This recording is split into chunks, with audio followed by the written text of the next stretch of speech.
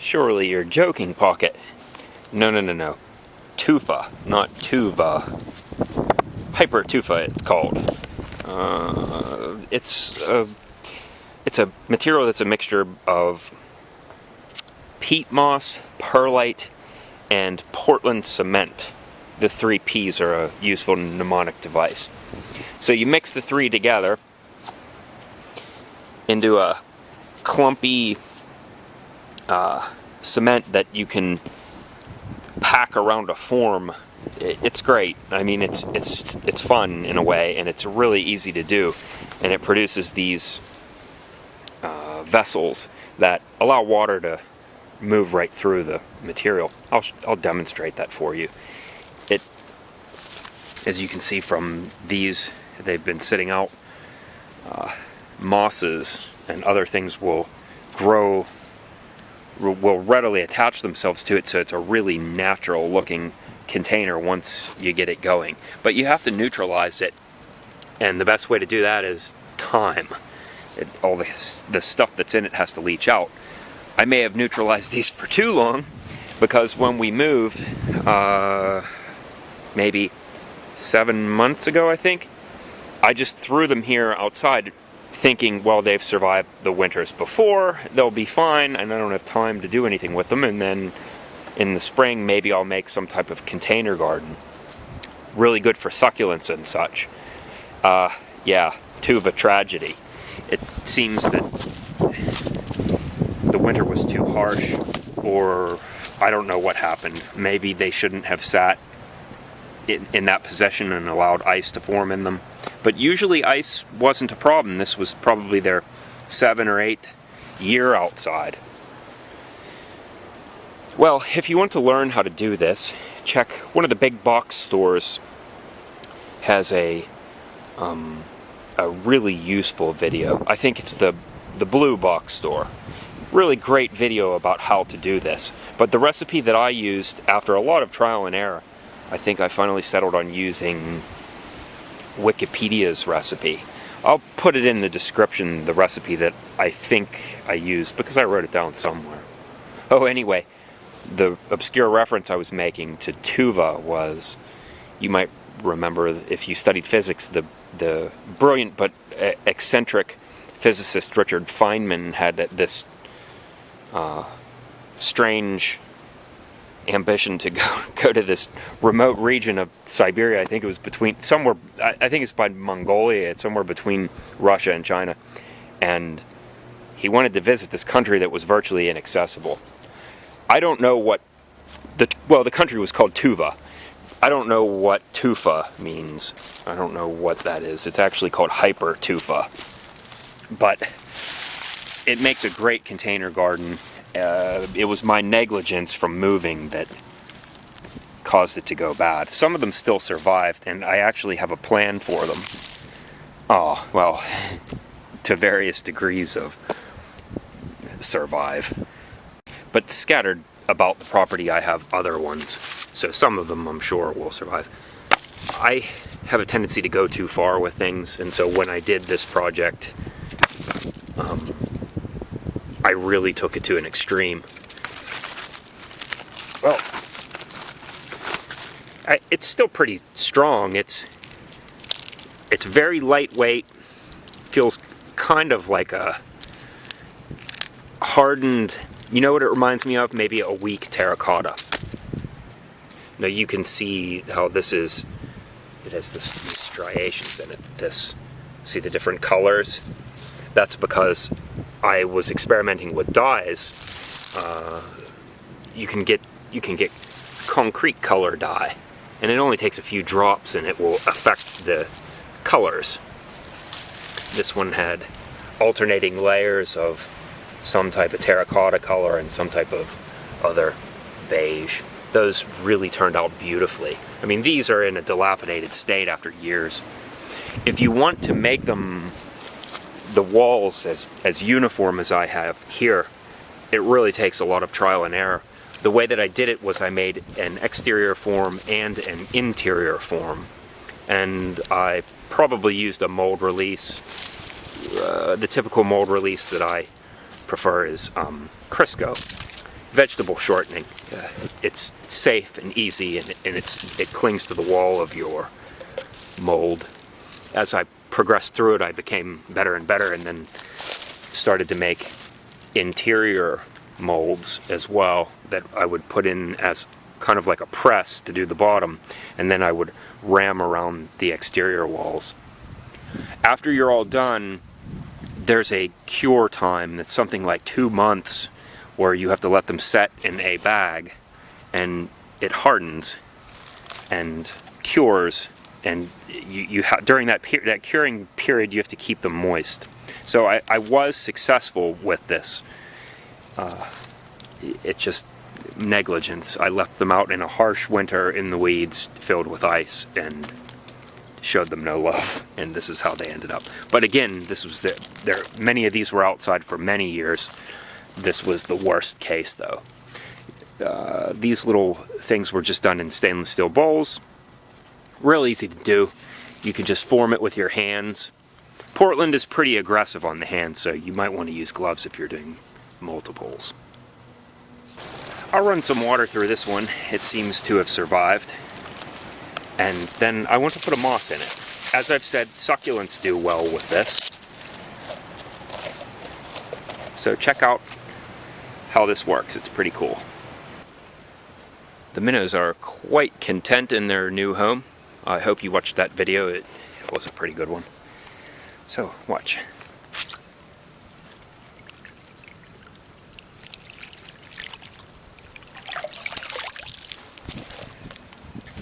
I guess that's not a very good demonstration. Oh no! Oh no. Try again.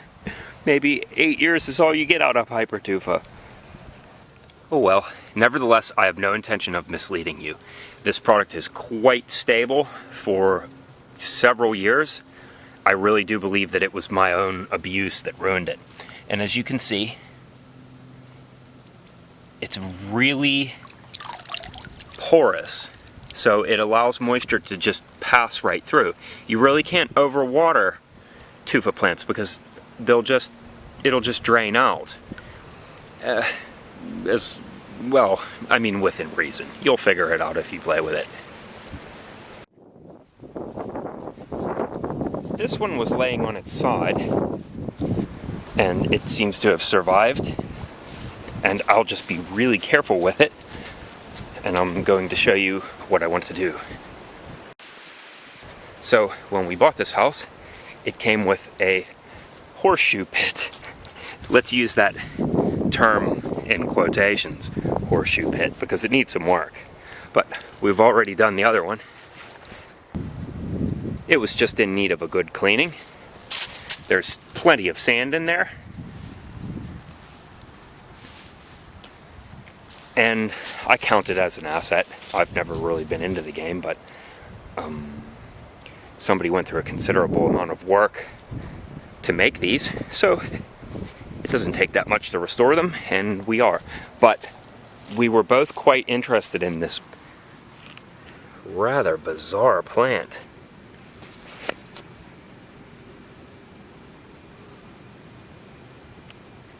It seems to be some strange variety of moss, and we want to preserve it. And so this other moss just kind of peels away from the sand like a sod. And we took the other one up. It was mostly all this moss. We took it up and laid it on some log. It worked quite well. So we're thinking we want to preserve a couple pieces of this, and I thought tufa with sand on top should do perfect for this. Let's see if we can keep it alive. Lucky for us, the horseshoe pit had the stakes, or whatever they're called, already in it. But we didn't have horseshoes. We found these at a flea market for $3. And I cleaned them off, got the rust off, gave them a wash in mineral spirits, and covered them with oil paint. They're inside the cab of the truck because I can close it up and it gets really warm in there, and it helps the oil paint dry much faster. Plus there's less dust than there is in the shop while I'm in there working. Oil paint is a pain, but it is beautiful. there are quite a number of little creeks and streams and water feature type things around this property. The little pond that we were just at is back there, and what that is the downspout runoff and the French drain runoff from the house. So it's just groundwater or surface water. It's safe for those little fishes. But over here, there's a slightly larger stream that passes by the property, and it's so far the best repository for topsoil that we found. Wait until you see it. The house is back there, so from our gardening and just yard processes, we end up with lots of stones, we throw them here. And now what makes this so great as a resource is there are two things that are really abundant here. One is the clay that's deep down underneath, and then notice the stratification. The topsoil starts right there, and it's perfect.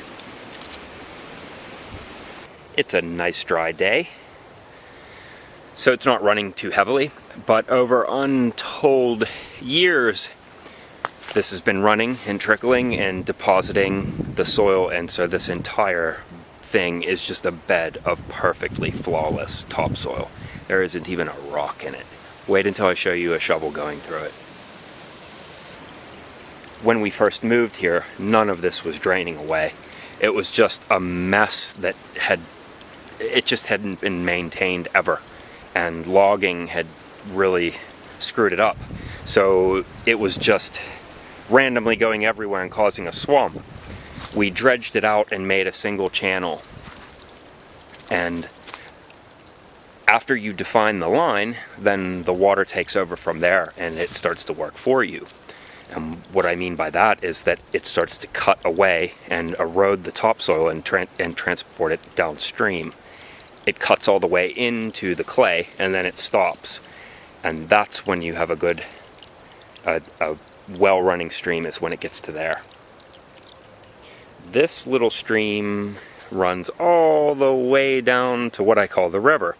But someday I want to take you over that direction and show you the creek that's much bigger than this, and not as big as the river, but it's big enough that you could swim in it in the small holes. But it's so picturesque, it's beautiful. Okay, I'm rambling. On to the topsoil. So here you can clearly see what I did by digging out a channel that has a natural sort of meander to it, and then I threw what I dug up on to the bank. It's like isopath. Every shovelful is both a positive and a negative move.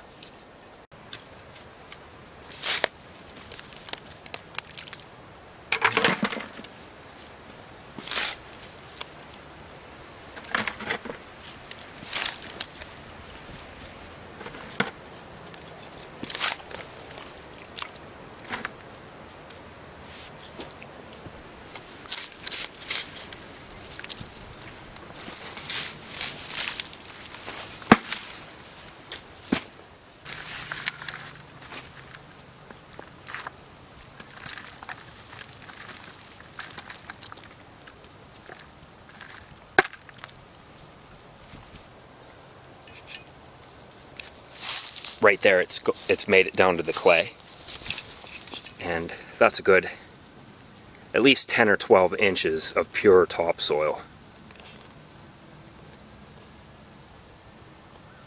And it just goes on and on and on. I expect this will be this Tufa's last hurrah. So we'll have to put it somewhere where the bottom is supported, and just expect it to. It's just moss and it's sand.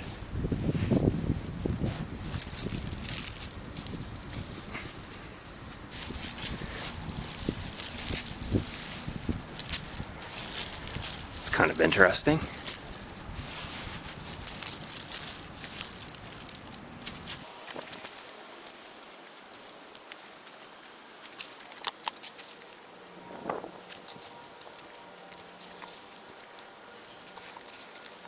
And I should remember that this plant likes sand.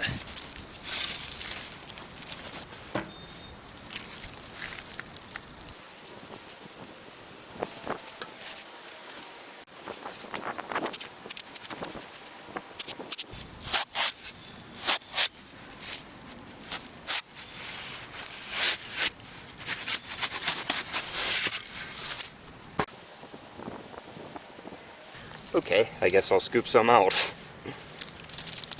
Okay, that seems appropriate. Please don't break. No, still not appropriate. Okay, I'll take more out.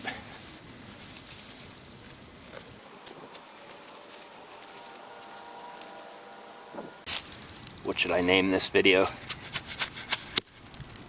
Tufa Tragedy. The terrible Tufas. The trouble with Tufas. That's a pretty obscure reference. Well, no, maybe not.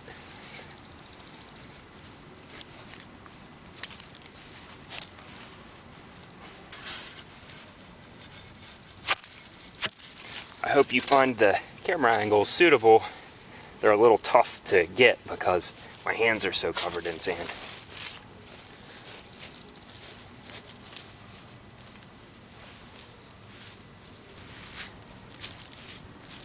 This is a very interesting plant.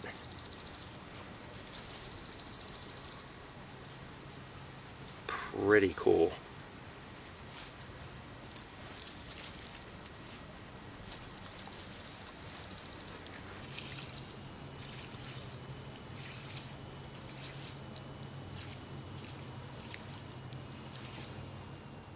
Here's one of the multicolored ones that survived the storm somehow.